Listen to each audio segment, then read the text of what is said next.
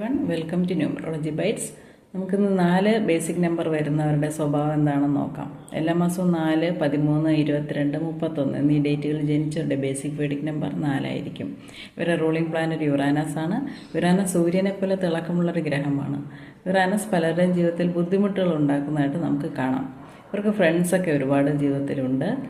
വളരെയധികം സക്സസ്സും തോൽവിയും ഒരുപോലെ ഉണ്ടാകുന്ന ആൾക്കാരാണിവർ.